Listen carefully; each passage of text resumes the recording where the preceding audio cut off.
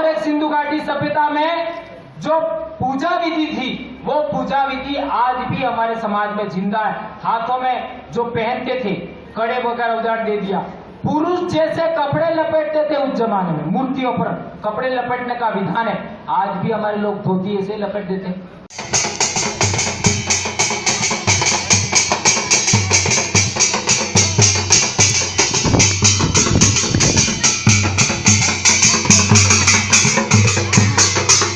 ये हो जो मैं जानकारी दे रहा हूं, ये जानकारी हमारे समाज को आज तक किसी ने नहीं दी। तो ये बातें हम लोगों को, हमारे समाज को लगातार परोसनी है, तो हमारे समाज का एकीकरण सार्थक होगा। जो भाई नहीं आए, आदिवासी परिवार के दो उद्देश्य, वैचारिक एकीकरण और सांस्कृतिक शुद्धिकरण। अभी जो आपको डबल डोज दिया वो वैचारिक एकीकरण और सांस्कृतिक शुद्धिकरण का था, ठीक है। अब आपने देखा होगा सिंधु घाटी सभ्यता में व्यापारी थे कि नहीं थे? कल तक तुम्हारा समाज व्यापारी था कि नहीं था? हाट बाजार, आज भी हाट बाजार। उस जमाने व्यापारी थे, आज भी हमारा समाज व्यापार कर रहा है, हाट बाजार। उस समय में कृषक थे, आज भी कृषक हैं। उस समय पशुपालक थे, आज भी पशुपालक हैं। उस समय में भी आपका मुखिया हुआ करता था, आज भी मुखिया है। उस समय सामूहिक व्यवस्था से काम करते थे, आज भी सामूहिक व्यवस्था से काम करते हैं। अर्थात सिंधु घाटी सभ्यता काल में जिस तरीके की समाज व्यवस्था थी, वैसी समाज व्यवस्था आपके समाज की अंग्रेजों के जमाने में थी। इसी वजह से आपको आदिवासी कहा गया है और आपकी अलग जनगणना किया। अलग जनगणना करने के बाद आपकी संस्कृति को जीवित रखने के लिए, जैसे टाइगर प्रोजेक्ट बनता है टाइगर को बचाने के लिए, उसी तरीके से आपकी संस्कृति को जीवित रखने के लिए 1874 से शेड्यूल डिस्ट्रिक्ट एक्ट बना और वो क्रमशः डेवलप होते होते 5वीं और 6वीं अनुसूची बनी। और ये 5वीं और 6वीं अनुसूची आज भी अमलीकरण नहीं हो रही है। और यह अमलीकरण तब होगा जब आप अपने समाज की संस्कृति को समझोगे, आप अपने समाज की समाज व्यवस्था को समझोगे, आप अपने समाज के रीति रिवाज परंपरा समझोगे, धर्म समझोगे आपके समाज का। ये तब तक समझ में कोई पढ़ाता नहीं है ये बात। 1874 से आपका 5वीं अनुसूची की शुरुआत हुई, कोई नहीं बता रहा है, बताने देते भी नहीं। तो गोविंद गुरु के बारे में मैंने जो आपको बात बताई, इस किताब को आप वापस पढ़ें, ये सबसे आग्रह है मेरा। और एक सिंधु घाटी सभ्यता में जो पूजा विधि थी, वो पूजा विधि आज भी हमारे समाज में जिंदा है। हाथों में जो पहनते थे कड़े वगैरह उजाड़ दे दिया। पुरुष जैसे कपड़े लपेटते थे उस जमाने में, मूर्तियों पर कपड़े लपेटने का विधान है। आज भी हमारे लोग धोती ऐसे लपेट देते हैं, वो आज भी जिंदा है। ये सारे गुण आज भी हमारे समाज में जिंदा है। इसी वजह से हम आदिवासी हैं। और वो लोग क्या कहते हैं हमको? वनवासी। वनवासी में समय है नहीं है, वन है। आदिवासी में समय है। आदि का मतलब समय होता है। कितना समय से? आदि अनादि काल से। इसी धरती का मूल बीज, इसी धरती का एक आपका मूल मिट्टी, यहीं पैदा हुआ, यहीं का, न कहीं बाहर से आया न कहीं बाहर गया। तो एक और बात बताना चाहता हूं कि जो लोग समूह में काम करते हैं, वो बहुत महत्वपूर्ण बात है मेरे भाई। जो लोग समूह में काम करते हैं वो अपराजय होते हैं। जो लोग समूह में काम करते हैं वो अपराजय होते हैं, और जो लोग व्यक्तिगत काम करने जाते हैं वो पराजित होते हैं।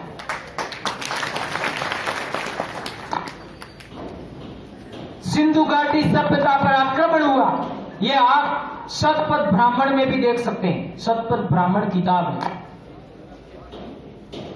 एक आख्यानिका है कि इन लोगों ने बहुत लड़ाइयां लड़के जीता देखा, लेकिन वो जीत नहीं पाए। तो इन्होंने सोचा, नया तरीका ढूंढा कि एक आदमी के नेतृत्व में लड़ा जाए। एक आदमी के नेतृत्व में लड़ा जाए तो एक आदमी तत्काल निर्णय ले सकता है, कैसे दांव पेच करना है, कैसे छल कपट करना है, कैसे धोखा देना है, कैसे विश्वासघात करना है, तत्काल निर्णय ले सकता है। और समूह है वो आम तरह से काम करता है। छल कपट धोखेबाजी से हमारे पूर्वजों को हराने के लिए उन्होंने पॉलिसी बनाया, एक आदमी के नेतृत्व में लड़ना, और इसी वजह से हमारे पुरखे हारे। यही शुरुआत हुई राजा की, और इसी राजा के नेतृत्व में हम हारते रहे। लेकिन यह प्रणाली सही नहीं थी, इसी वजह से कई आक्रमणकारी आए और राजाओं को हराया। और संविधान ने ये जो समूह का शासन करने वाली प्रणाली थी, जिसको गणतंत्र कहते हैं, उसी को एक्सेप्ट किया। इसलिए हमारा जो संगठन का फॉर्मेशन है वो भी समूह पर आधारित काम करने का है। विद्यार्थी मोर्चा का एक ही पद है, संयोजक, बाकी सब समूह है।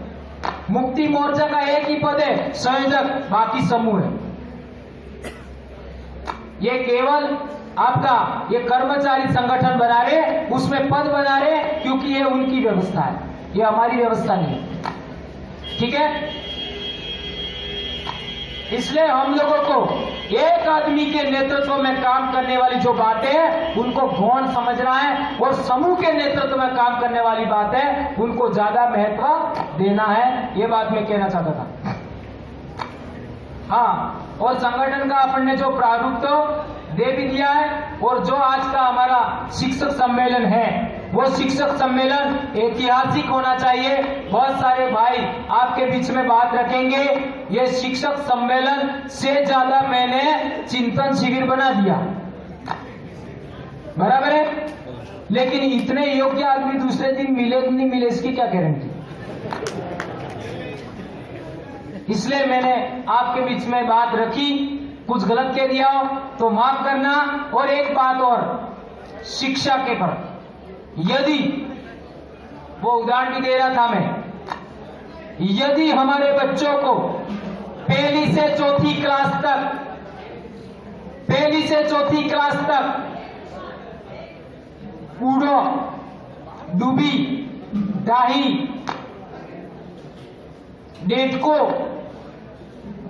इन शब्दावली के आधार पर शब्दकोश तैयार किया जाए, ऐसी पुस्तक तैयार किया जाए, और पहली से चौथी तक ऐसी हिंदी बच्चे को पढ़ाई जाए, तो चौथी क्लास में एक भी बच्चा पाठ पढ़े बगैर रहेगा क्या?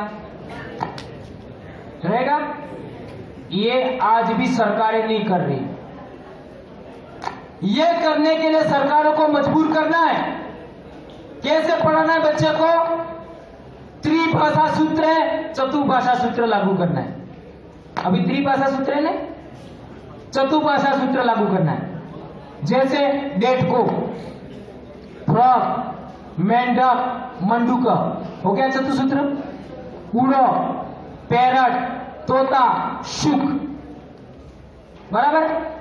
4 भाषा सूत्र शेड्यूल एरिया में होना चाहिए। ये बात होनी चाहिए कि नहीं होनी चाहिए?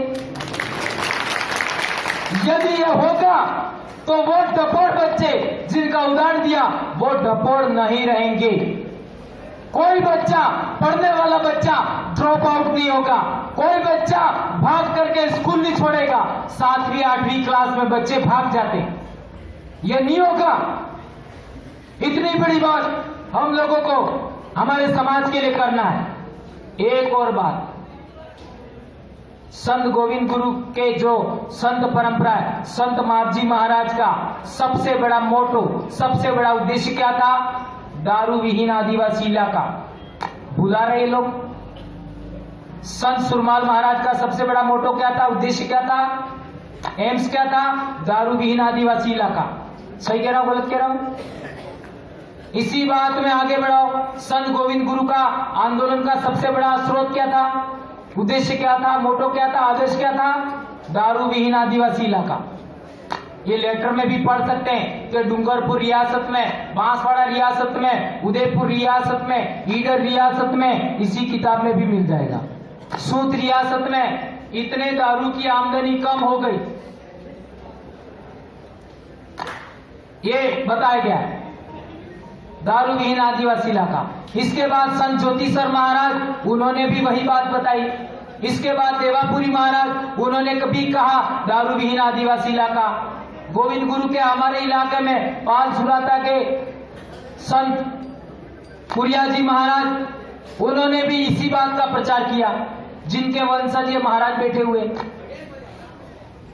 यहां हमारे जो संत थे पूजा दीरा, उन्होंने भी यही बात किया। ये बात कोई कर रहा है क्या? 1 साल से गनोड़ा इलाके में, घाटोल इलाके में महिलाएं आंदोलन चला रही है दारू का, और ये लोग, ये सरकारें उसी इलाके में दारू की फैक्ट्री लगा रही है। तो ये सरकारें आदिवासियों के प्रति समर्पित है क्या? ये कितनी गंभीर बात है। और पानी का उदाहरण तो आपने देख ही लिया, सबको दे रहे हैं, आपको नहीं दे रहे। और आपको कौन सा पानी पिला रहे? फ्लोराइड वाला। आप कुएं का पानी पीते थे, उन्होंने हैंडपंप का पानी पिलाया। हैंडपंप का पानी कुएं के पानी से ज्यादा जहरीला होता है, फ्लोराइड वाला होता है, वो पिला रहे हैं। और उन लोगों को कौन सा पानी पिलाते हैं? जो जमीन पर चलता है, तालाब का पानी, डैम का पानी। तो आपके जन जागरण में पहले नंबर पे पानी होना चाहिए। लाफजो ले बोतल वालों,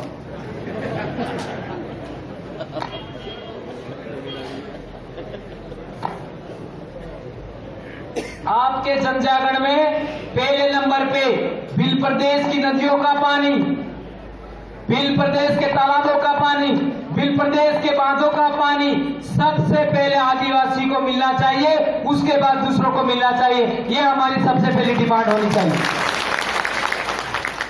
दूसरी डिमांड, गुजरात राज्य की तर्ज पर ये जो शेड्यूल एरिया है वो दारू विहीन होना चाहिए, तंबाकू फ्री होना चाहिए।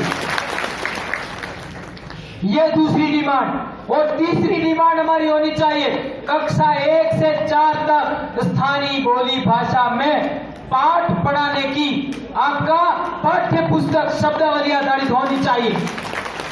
आज के बाद ये प्रण करो, ये 3 बातें सबसे पहले आपको बोलनी है। और इस साल का सबसे पहला चिंतन शिविर 3 तारीख से शुरू होने वाला है। आज 1 तारीख है मेरे भाइयों। तो आज के बाद आप लोग जहां भी बोले, इन 3 बातों पर आपको सबसे पहले बोलना है। ये बात मैं आपके बीच में कहना चाहता हूं। और संगठन शिक्षकों का इतने लोग आए हैं तो बन ही जाएगा, आगे मेरे भाई और बात बताएंगे। इतनी बात कह करके मैं अपनी बात समाप्त करता हूं। जय जोहार, जय आदिवासी, जय भील प्रदेश, जय भारत, जय बिरसा मुंडा। का गलत के जो माफ कर दू, वनवासी नहीं आदिवासी है हम, वनवासी नहीं आदिवासी है हम, आदिवासी ही नहीं भारत देश के मूल मालिक है हम। जय जोहार।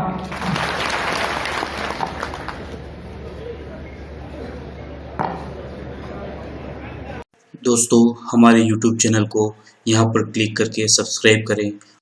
इस तरह की जानकारी प्राप्त करते रहने के लिए इस बेल आइकन को ज़रूर दबाएं, जिससे हमारे नए वीडियो अपलोड करते से ही आपको तुरंत नोटिफिकेशन प्राप्त हो जाएगा।